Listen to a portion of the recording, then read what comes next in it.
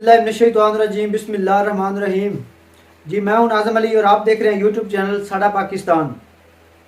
आज हम एक इसास मौजू पे गुफ्तगू करने जा रहे हैं और गुफ्तगू का आगाज़ करने से पहले आपसे गुजारिश है, अगर आप चैनल पे नहीं हैं तो चैनल को ज़रूर सब्सक्राइब कर दें ताकि जो आने वाली हर वीडियो है वो आप तक पहुँच सके।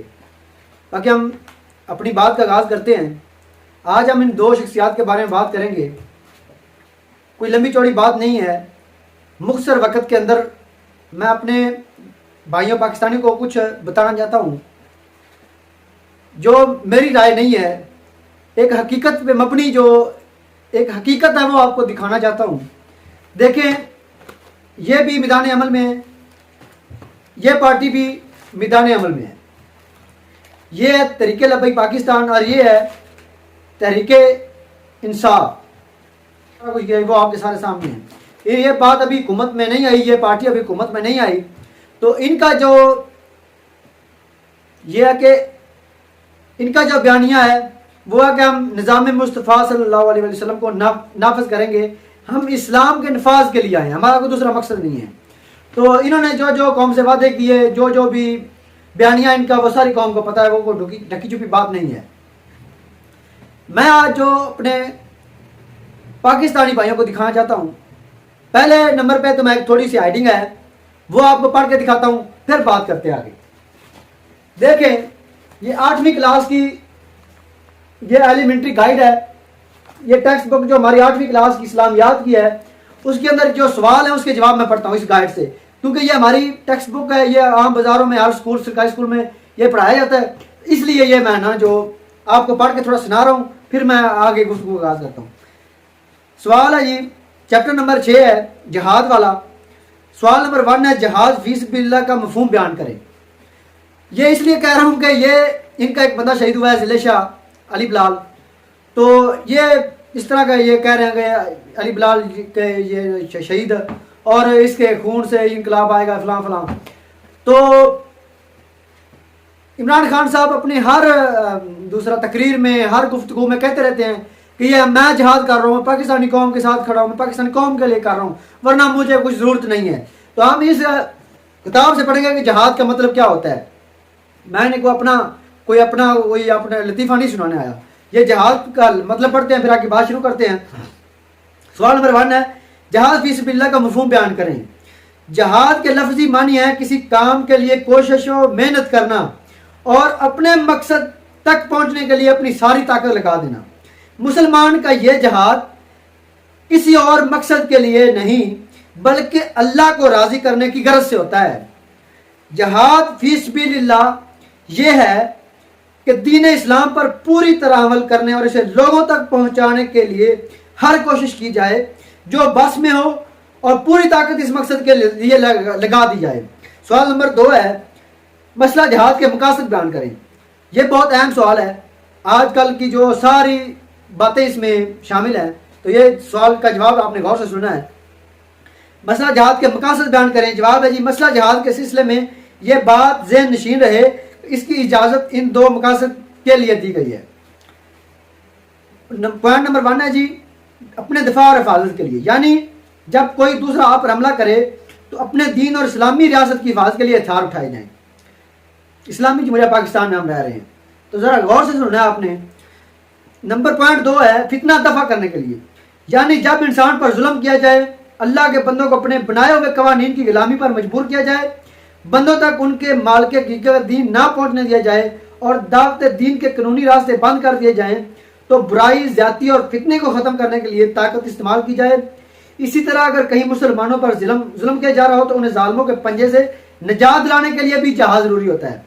चनाचे इरशाद इलाही है, ऐ मुसलमानों तुम्हें क्या हो गया है कि तुम अल्लाह की राह में इन बेकस मर्दों, औरतों और बच्चों की हिमायत में नहीं लड़ते जो कमज़ोर पाकर दबा लिए गए हैं और अपने अल्लाह से दुआ कर रहे हैं कि हमें जालिमों की इस बस्ती से निकाल और हमारे लिए अपने यहाँ से कोई हामी मददगार भेज।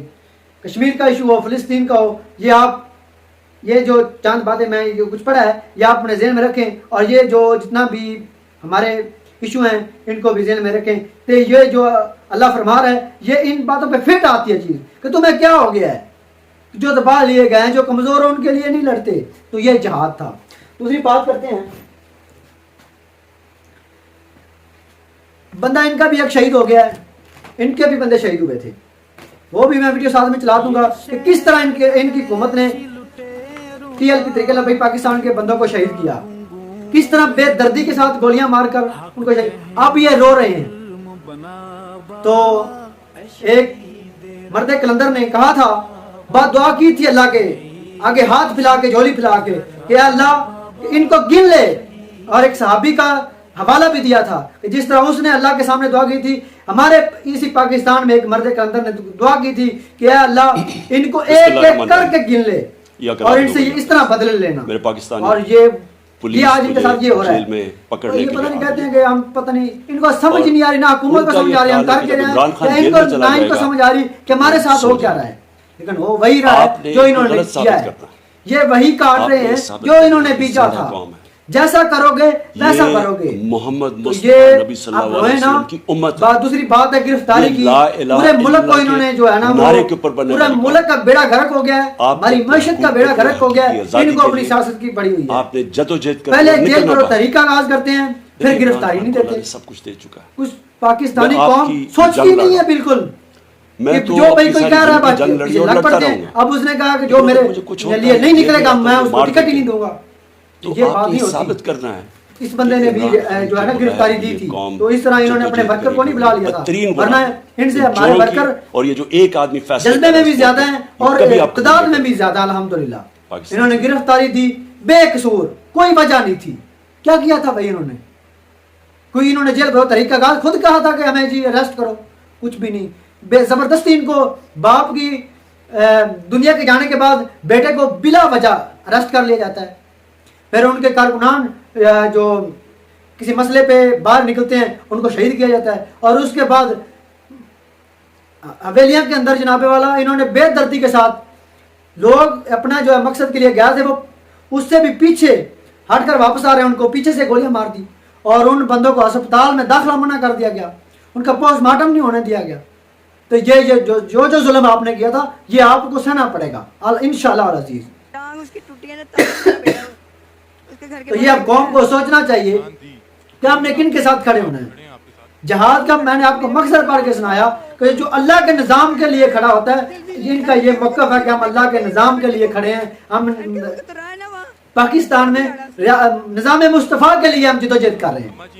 تو اگر آپ ان کے ساتھ کھڑے ہوں گے تو یہ قرآن و سنت کی روح سے بھی الحمدللہ جہاد ہے. تو کسی بندے کے لیے مرنا. اور دوسری بات بڑے دکھ سے مجھے کہنا پڑتا ہے, دیکھیں کہ ایک بندہ ان کا بڑا وہ تو ملنگ آدمی تھا, جیسا بھی تھا وہ ایک خلوص نیت سے اس کا جو ہے نا وہ ساتھ دے رہا تھا, وہ اس کو جو قتل کر دیا گیا. تو اس بندے نے اس کی اتنی کیا میں اس کو کہوں, اتنا یہ فرعون آدمی ہے. اور اس کے باپ کو جو ہے نا بھائی جب آپ کا یہ مسئلہ ایشو ختم ہو جائیں آپ اچھے طریقے سے چلے جاتے اس کے گھر تزویر کرتے یا ٹیلی فون پہ رابطہ کر کے ویڈیو کال کر کے اس کے گھر اس کو اپنے آفس میں بیٹھا ہے اور جناب اس طرح لات پلاد رکھ کے جناب والا اسے یہ مجھے بہت افسوس ہے. اور ان کا ایک ورکر نے وہ بھی میں یہ ویڈیو چلا دوں گا یا آپ نے سامنے دیکھی ہوگی کہ وہ جو دوسرا ایک بندہ ان کا کہہ رہا ہے جناب والا کہ پھر اگر میں مر جاؤں گا تو پھر بھی خان صاحب جو ہے نا وہ یہی کہیں گے کہ جی مجھے بہت افسوس ہے. جیتے جی یہ نہ کسی کو ملتا ہے نہ کچھ, تو اس لیڈر کے لیے آپ مر رہے ہیں. کچھ سوچو.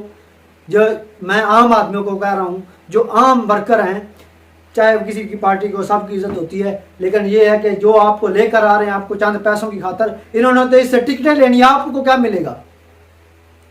یہ کوئی دین اسلام کی خدمت نہیں کر رہا, یہ اسلامی جمہوریہ پاکستان ہے. تو ایسے بیوقوف مت بنا.